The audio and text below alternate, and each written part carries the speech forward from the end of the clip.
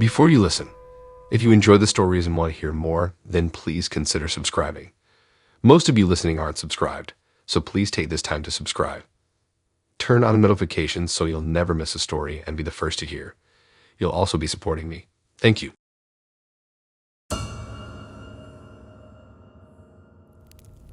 When I first downloaded Snapchat as a teen, it seemed like a fun, harmless way to casually share fleeting moments and silly selfies with my close circle of school friends.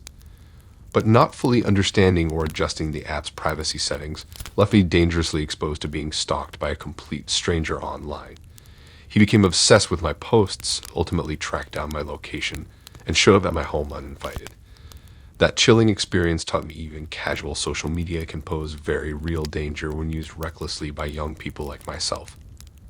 I ended up deleting my account permanently, badly shaken by the harsh lesson that virtual connections with strangers could put my real life and safety at serious risk.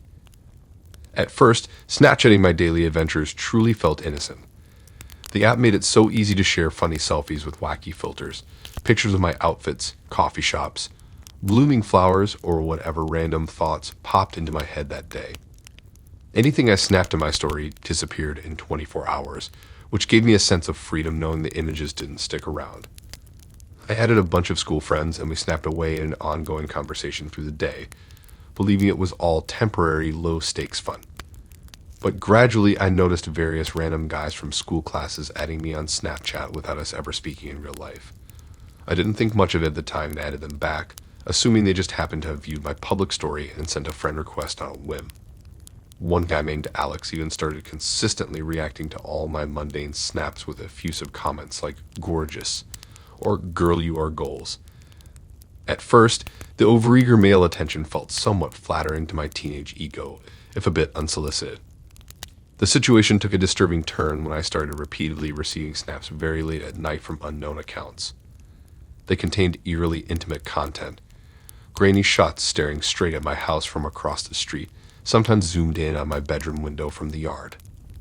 My stomach would drop opening these creepy snaps in the dark, frantically trying to figure out which possibly deranged individual was actively stalking me online and in real life. My previously blissful sense of privacy and security started unraveling. Soon after, bizarre gifts and notes began showing up anonymously on our front porch, when I would arrive home stuffed animals, homes constructed from cryptic magazine letter clippings, and handwritten love letters obsessing over my body and clothes as too sensual. By then, I was thoroughly unnerved, but still hesitated telling my parents since I feared they'd ban me from Snapchat entirely, which felt like devastating social suicide at the time. So I only confided my swirling concerns about having a stalker to my closest girlfriend, Min. She agreed the escalating messages seemed hazardous well beyond typical social media activity. One night I got ready for bed early after relaxing around the house all Sunday, and, out of habit, posted a selfie to my story with a cheeky caption, "Pajama time," before dozing off. But the next morning heading out to school, I discovered letters spelling out my full name taped ominously all over the front door. My blood ran cold realizing the obsessive stalker had somehow tracked down my address and come right up to my home while I was inside sleeping, utterly exposed despite the illusion of privacy I'd taken for granted. Nowhere felt remotely safe anymore. In a panic, I finally came completely clean to my very concerned parents, showing them the deeply disturbing snaps and pleading for help.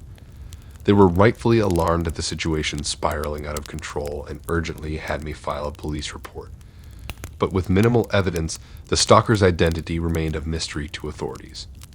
All the officers could do was promise more regular patrols down our street, which hardly reassured me considering this creeper's persistence. Ultimately, after much heated debate, my parents outright banned me from ever accessing Snapchat again for my own safety. And while the app itself was surely not to blame, just the thought of opening it flooded me with anxiety, wondering if my tormentor was still lurking in the shadows with easy access through that portal. I'd peek obsessively through curtains, double and triple checking all locks on doors and windows. I suffered vivid nightmares of the faceless stalker actually breaking in to get me while I slept, utterly defenseless. Gradually over the next year, the traumatic memories faded into the background, though I never fully regained my prior sense of carefree privacy and security around the home. It pained me deeply to realize how recklessly posting intimate glimpses of my daily life had put me at the mercy of some unknown malevolent figure obsessed with me. Nowadays, years later, I maintain very strict social media boundaries and am extremely cautious about sharing any identifying personal details or surroundings with strangers. That chilling brush with the harsh reality of cyber harassment taught me the hard way that even whimsical apps like Snapchat can be conduits to breed very real-life endangerment if handled without discretion. While it may seem harmless fun, even close friends might not have your absolute best interest at heart once screens separate you from them. I initially started using Snapchat very innocently as a fun way to casually stay in touch with close school friends. But that sense of harmless community was shattered when a male stranger messaged me out of the blue demanding intimate nude photos. I blocked him right away, only for this ominous person to somehow obtain my personal phone number and begin relentlessly bombarding me with graphic threats of violence for leading him on. The entire terrifying experience abruptly showed me how social media ties back to real life in profoundly frightening ways if you allow faceless strangers access into your digital circle.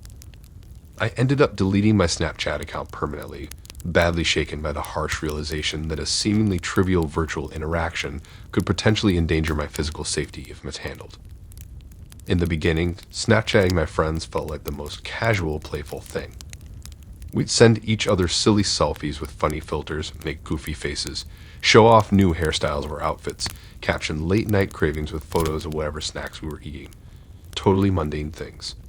But having that private digital space to share fleeting glimpses into our days created a special bond. And receiving snaps gave a little rush of excitement, even if the contents were as banal as studying boredom. It felt intimate, secret, and safe, like our own virtual locker room. But one evening, while casually snapping my best girlfriends as usual, I received an unexpected message request from a random account I didn't recognize, no profile photo. Assuming it was just a classmate looking to add people from school, I unwittingly accepted the request. However, immediately this faceless person launched into sending lewd comments about my body, vulgar slang terms, and demands to see nude photos of myself posing provocatively. I was stunned and disgusted. Replying firmly but politely that I wasn't interested and her messages were inappropriate, I hoped they'd respect the boundary. But the photo requests only grew more insistently vulgar and aggressive, now threatening to fight me and teach me a lesson if I didn't stop acting like such a prick tease. My hands were shaking and I felt ill as I promptly blocked the offensive account, hoping that would be the unequivocal end of the vile encounter. But just a couple days later, my phone suddenly buzzed with a text message from an unknown number I didn't recognize. It was the same repulsive person, referencing our previous Snapchat interaction and making chillingly specific claims about all the sexually demeaning acts he planned to do to me when he saw me next for leading him on. I felt nauseous and chilled to the bone that this predator had somehow obtained my personal cell number and was now continuing his harassment unchecked via text. The avalanche of aggressive, sexually charged texts kept flooding in around the clock from the anonymous number, alternating between threats of violence if I didn't give in and provide the demanded nude photos, and disturbingly unnerving details about locations I had innocently posted on my Snapchat story. He mentioned the parking garage I used in my part-time job, the local bakery I had snapped a photo in front of while eating donuts with friends. It confirmed my worst fear. This cyber harassment was now spilling over into the real world. This person had traceable information about my habits and schedule. At night in the following weeks, I could hardly sleep, instead lying awake gripped by anxiety, imagining this depraved stalker lurking in the shadows just outside my house. My hands would shake any time I had to walk alone to my car or unlock the door after work, constantly glancing over my shoulder for fear he was following just out of sight, ready to make good on his relentless threats of sexual violence. I felt utterly powerless. Blocking his accounts and number did nothing but further fuel his obsessive rage. I desperately wanted to pretend like it wasn't happening. The crushing shame, guilt, and responsibility was nearly unbearable. But when he mentioned by name the hair color of my younger sister, who had appeared very briefly in one Snapchat, I knew for her protection that I had to speak up before this predator targeted her next. I finally confessed the entire mounting nightmare to my older brother in tears, and he immediately had me file an official report with the police, though it provided only minimal comfort. With the constantly changing anonymous numbers, little could be done beyond more frequent patrols of the block and thoroughly documenting the ongoing harassment. but the deranged individual remained disturbingly faceless and untraceable. My distraught parents were beside themselves with worry and panic once they knew the scope of what I had secretly endured. They desperately wanted me to sign off and revoke access from all social media platforms entirely until the stalker was caught, but I resisted and pushed back hard, worried cutting off Snapchat would isolate me socially. At the time, staying digitally connected felt like my whole world. Even if it was now tainted by this sinister presence, I felt powerless to escape. Ultimately, after a final chilling text from the stalker threatening to assault me in a public location, my parents had no choice but to give an ultimatum. Either willingly revoke all social media privileges, phone access, and even switch schools if necessary until the anonymous predator was apprehended, or I would need to move in with relatives out of state for my own basic safety. As agonizing as feeling socially severed and paranoid was, it undoubtedly was the better option than continuing to make myself an easy, predictable sitting duck for this person online. And so I vanished entirely offline for a period. No more status updates, location shares, photos, or connections. Just real FaceTime interactions again with the true friends I could actually touch and trust as anchors. The loneliness and isolation hurt deeply those first few months, even if it did mean I could finally sleep soundly through the night again without worrying my stalker was fulfilling his violent fantasies. Using Snapchat initially felt fun and harmless to me, just sending silly selfies and random thoughts that would disappear after viewing. But that sense of carefree security was shattered when I was deceptively baited by a manipulative friend into sending an embarrassing private snap, which he secretly screenshotted and then used to blackmail me. When I refused to give in to his demands, he spitefully exposed the screenshots publicly and spread malicious rumors about me to my classmates. My reputation at school was utterly ruined. I ended up deleting all social media to escape the bullying, feeling totally betrayed and humiliated that a so-called friend would exploit me over something so trivial as a disappearing picture. It all started out so normally. My best girlfriends and I shared a private Snapchat group chat where we could vent about stressful things like strict parents, annoying teachers, tragic middle school fashion trends, typical teen stuff. Confiding about crushes or insecurities felt safe since nothing was permanent. I could pour my unfiltered thoughts into a message and then relax knowing it would vanish in seconds, no evidence left behind. So when a guy friend I knew reasonably well but wasn't super close with, James, messaged me individually asking for some innocent advice about a girl he liked, I didn't think much of it. I felt flattered he valued my perspective and would want my help wooing his crush. When he asked if I could give him feedback on some of his potential first date ideas through Snapchat instead of normal text, so the girl in question wouldn't possibly see the chat history, again I didn't consider it very risky or strange given the discreet nature of the app. Against my better judgment, I agreed to his request. He started proposing over-the-top romantic possibilities. Home-cooked candlelit dinners, cheesy sunset picnics by the lake, writing her name in rose petals.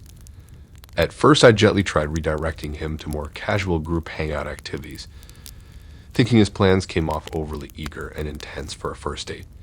But subtlety clearly wasn't working, so finally I directly communicated that she would probably feel more comfortable starting with something relaxed like meeting at a school game or going out for coffee as friends. I reiterated that he just needed to focus on getting to know her better first as a person, not a crush fantasy, and the rest would organically fall into place if it was meant to. Right after I hit send on what I felt was a thoughtful, well-intentioned message, I saw the heart-dropping notification flash across my screen. James took a screenshot. I immediately pleaded with him over text to please delete it, and that I didn't want any record of my advice left behind. But he refused, claiming it was just too good not to keep as a reference to inspire his romantic plans. My face flushed imagining him sneaking around and misconstruing this as proof I was obsessively invested in counseling him about his dating life. The next day at school, James messaged me the same screenshot again, but this time cropped so only my advice text was visible. His side of the conversation deleted. He demanded I Venmo him $50 on the spot or else he would post the image publicly on his Snapchat story for everyone to see. I sat there in complete shock, stunned and disgusted to realize I had clearly been manipulated and set up, and was now being blackmailed over something meant to be harmless and confidential. Furious, I refused to give in to extortion and immediately blocked James' account. but disturbingly, just minutes later, I received a message from a brand new unknown account, including the same cropped, compromising screenshot of my text. This new mystery person demanded I pay up what James was owed, or else they promised to spread the image all over social media, implying they had access to damaging info about me. Before I could even process this alarming escalation, random classmates who followed this anonymous account called expose_who were already coming up to me laughing, asking about my supposed love notes to James they had seen on Snapchat. My stomach lurched with horrified humiliation, realizing James had already posted the screenshots himself and was quickly succeeding in spreading malicious rumors that I was hopelessly obsessed with him and his dating life. I was utterly devastated. My reputation felt completely destroyed by this calculated plot to make me look like a desperate fool. And I couldn't even really stick up for myself or share my side of the conversation without the compromising screenshots resurfacing again. This person I considered a casual friend had exploited my trusting nature and belief in privacy on Snapchat to manipulate me into exposing myself. Then he had weaponized it in the most public, damaging way possible as revenge for rejecting his demands. In the weeks following at school, I kept my head down miserably, unable to take the daily teasing, gossip, and dirty looks that felt like salt in an open wound after having my privacy violated.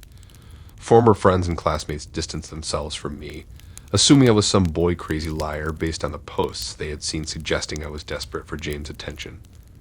Every new notification sent dread through my body, wondering what damaging rumors or photos would resurface next.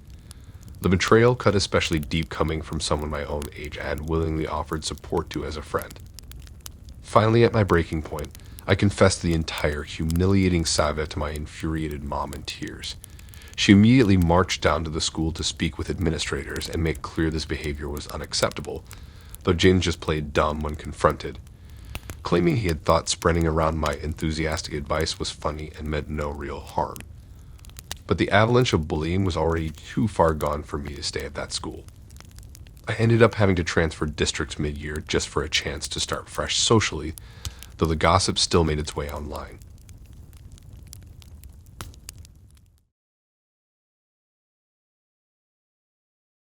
Thanks for listening in. If you like these stories and want to hear more, then please subscribe and like and support this new channel. We have more stories for you to listen to.